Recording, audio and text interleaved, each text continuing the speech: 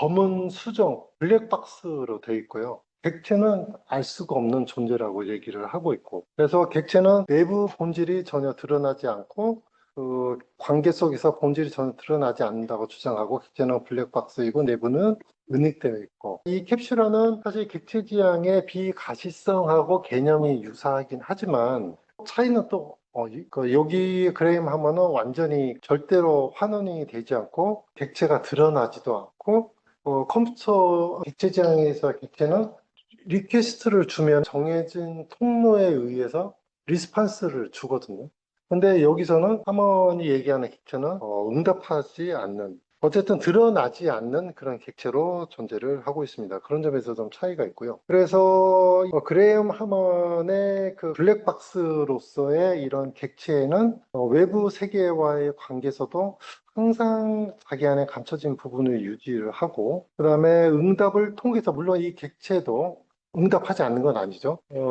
객체 응답을 하긴 하지만 그 존재의 본질에 대해서는 절대로 드러내지 않는, 항상 침묵하는 그런 객체입니다. 그리고 여기 그레임 하먼의 이 책에 보면은 이런 문구도 있습니다. 객체의 실제성은 모든 객체로부터 해방된 깊이다. 뭐 이런 표현도 있거든요. 그러니까 결국은 존재라는 것은 드러나는 것이 아니라 드러남을 제한함으로써 자신의 실제를 지키는 것이다 라고 해석이 됩니다. 그래서 이런 부분들이 약간 같은 존재론 중에서도 약간 좀 차이점이 있는 그런 부분이라고 할 수가 있고요. 그 다음에 추상화 부분입니다. 객체지형이 또 가장 중요한 특성 중에 하나인데요. 그래서 이 추상화는 복잡한 시스템 내부의 세부 구현을 감추고 필요한 정보와 기능만 외부로 유출하는 구조적인 기법입니다. 그래서 자동차는 객체 내부의 작동 방식은 몰라도 어떻게 하면 사용할 수 있어야 되는 게 바로 추상화인 거죠. 그러니까 다시 또 자동차 예를 한번 들어볼까요?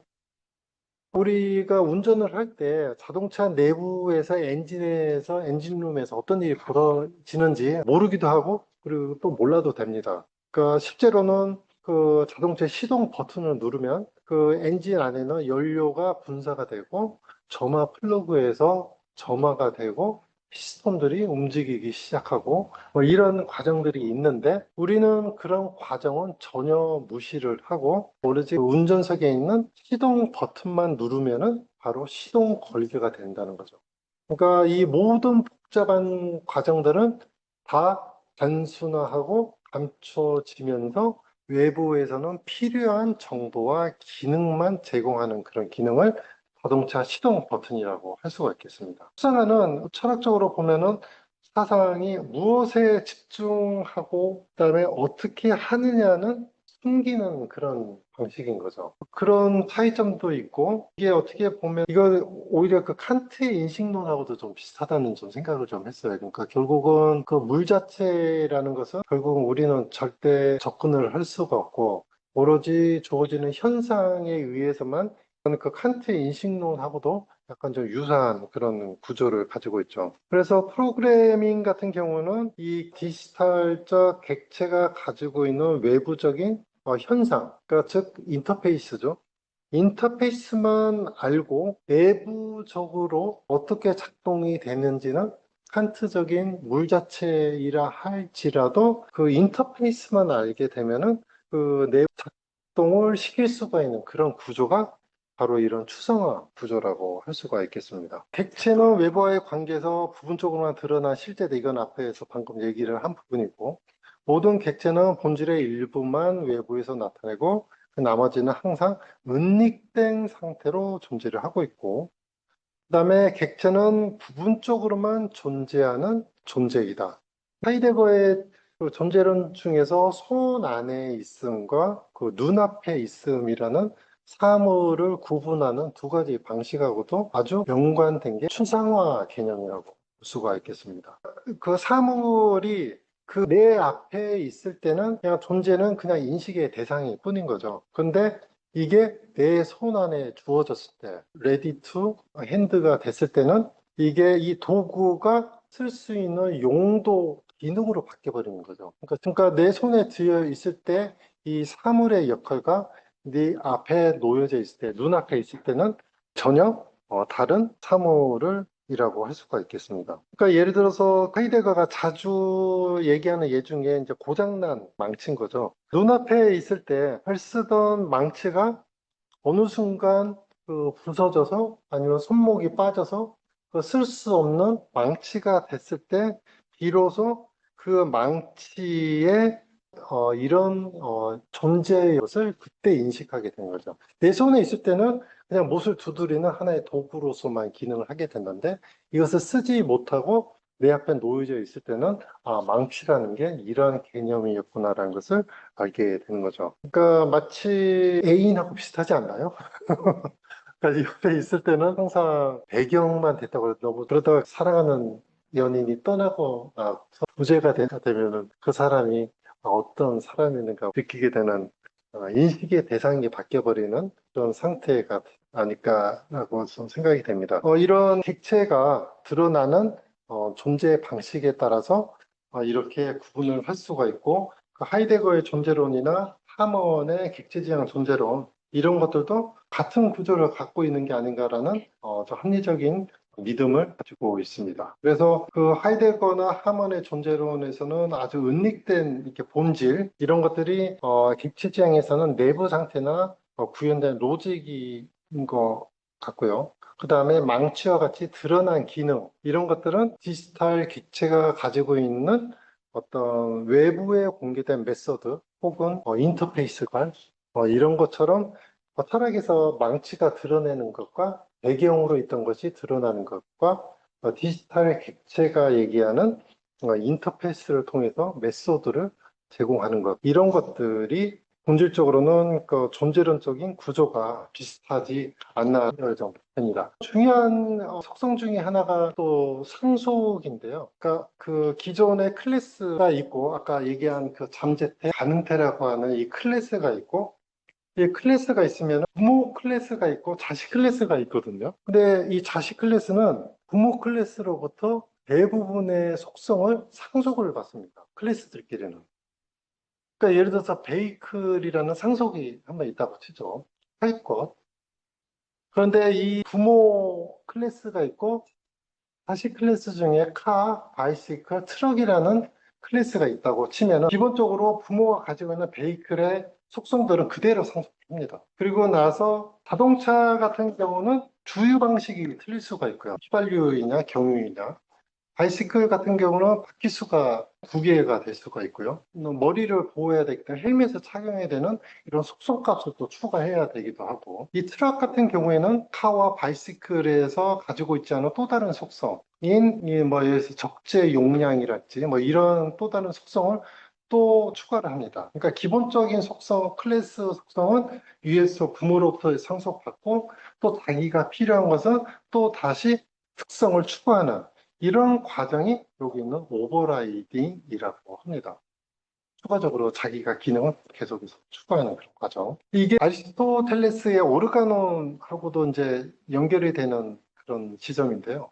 오르가논 책은 제 책 앞쪽에 기술이 되어 있는데 앞쪽이랑 다시 연결을 시켜보면 아리스토텔레스의 그 논리 구조로 보면 속, 종, 종차, 객체로 이렇게 나누어져 있죠. 그렇듯이 객체지향 프로그래밍에서도 부모 클래스가 속에 해당이 되고요. 그 다음에 종이 자식 클래스가 되고, 그 다음에 종차, 종 간의 차이를 오버라이딩 된 속성, 그 다음에 객체가 인스턴스가 돼서 결국은 오브젝트가 되는 이런 과정이 구분을 할 수가 있겠습니다. 그래서 이 앞에 있는 논리 구조가 이제 아리스토트가 되고요. 여기가 이제 오브젝트 오리엔티드 프로그래밍에 있는 상속 구조를 비교를 한 겁니다. 그러니까 아리스토텔레스의 종의 계층 구조와 오브젝트 오리엔티드 프로그래밍의 상속 구조가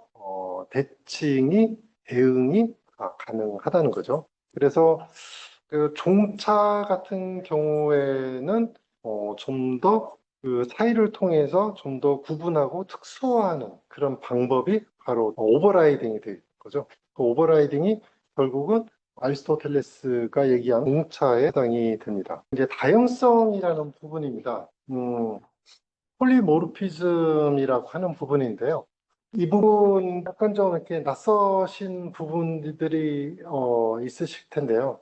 다형성이라고 하면 그 하나의 인터페이스나 메서드 이름이 객체 종류에 따라서 서로 다르게 동작을 한다는 거죠. 그러니까 메시지는 동일한데 자신의 방법, 각 객체는 자신의 방법으로 응답을 한다는 거죠. 그래서 디지털적 대상들, 즉 객체들은 객체와 객체들 간에는 전산 용어에서는 이제 리퀘스트라고 하고 그 다음에 거기에 대해서 리스판스, 응답을 하게 되는 그런 과정들을 있게 되는데 이 다형성이라는 것은 동일한 메시지를 보내는데 객체가 정해진 답이 아니라 자신의 맞는 방식대로 응답하는 그런 경우를 다형성, 폴리죠. 앞에 여러 가지의, 예를 들어서 무브라고 하는 움직임을 나타내는 이런 객체의 메서드가 있는데 이 자동차라는 객체가 그 무브라는 그 객체를 콜을 했을 때, 리퀘스트를 던졌을 때 반응은 자동차 객체의 경우는 바퀴를 굴리는 게 무브가 되는 거죠. 비행기 객체일 경우에는 똑같은 무브를 할지라도 날개를 핀다거나 로봇 객체에게 움직인다는 것은 결국은 다리의 관절이나 고관절을 움직이거나 회전을 시켜서 움직이게 하는 그런 과정들을 그 무브라고 하는 동일한 메서드를 호출을 하게 할 때 나타나는 다양한 형태의 동작이 되겠습니다. 그래서 결국은 이 다양성이라는 것은 객체 종류에 따라서 같은 메시지를 하더라도 서로 다르게 반응하고 동작하는 능력을 말합니다. 그래서 존재가 어떻게 응답하는지를 조직하는 그런 방식이기도 하고 항상 고정된 본질이 아니라 응답하는 방식에 따라서